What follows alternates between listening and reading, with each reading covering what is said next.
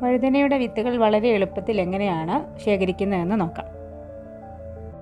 നന്നായി മൂത്ത് പഴുത്ത് മഞ്ഞ കളറോട് കൂടിയ വഴുതനയാണ് വിത്തുകൾ ശേഖരിക്കാൻ ഉത്തമം.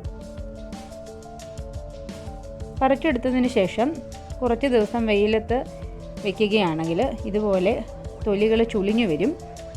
അപ്പോൾ വളരെ എളുപ്പത്തിൽ നമുക്ക് വിത്തുകൾ അടർത്തിയെടുക്കുവാൻ സാധിക്കും. അതായത് ഉൾഭാഗം കുറച്ചുകൂടി മാർദ്ദവമുള്ളതായിട്ട് തീരും. പിന്നീട് ഇത് കീറിയെടുത്ത് അതിനുള്ളിലെ വിത്തുകൾ വെള്ളത്തിലേക്ക് അടർത്തി മാറ്റിയെടുക്കാം.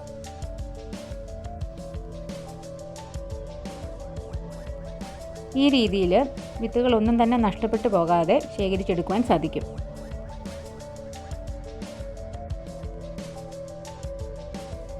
പിന്നീട് ഇത് നന്നായിട്ട് കഴുകിയെടുക്കാം.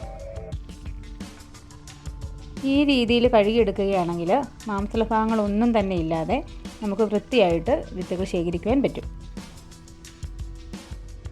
ഇനി അഥവാ വിത്തുകൾക്കൊപ്പം വഴുതനയുടെ മാംസളഭാഗങ്ങൾ അടർന്നു വീഴുകയാണെങ്കിൽ നന്നായിട്ട് തിരുമ്മി കഴുകിയെടുക്കുകയാണെങ്കിൽ വിത്തുകൾ വേർപെട്ട് വരുന്നതായിരിക്കും.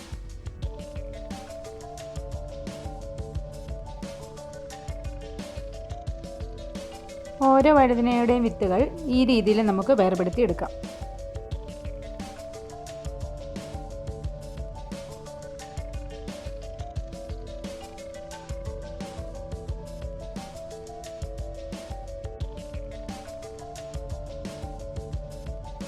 പിന്നീട് വിത്തുകൾ ഉണക്കി ശേഖരിച്ചു വയ്ക്കുന്നതിന് വേണ്ടി 1-2 പ്രാവശ്യം വെള്ളം ക്ലിയർ ആകുന്നത് വരെ ഇതുപോലെ കഴുകി അരിച്ചു മാറ്റി വെക്കാം.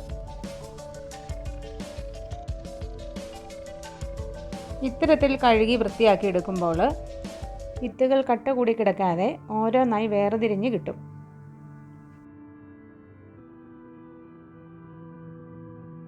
അരിച്ചെടുത്ത വിത്തുകൾ വെള്ളം നന്നായി തോർന്നു പോകുന്നതിനായി അരിപ്പയിൽ തന്നെ വയ്ക്കാം. പിന്നീട് വിത്തുകൾ തണലത്ത് വെച്ച് കുറച്ച് ദിവസം ഉണക്കിയെടുക്കാം. അതിനുശേഷം പ്ലാസ്റ്റിക് കവറുകൾ, കണ്ടെയ്നറുകൾ, ബോക്സുകൾ എന്നിവയിലൊക്കെയായി സൂക്ഷിച്ചു വയ്ക്കാം.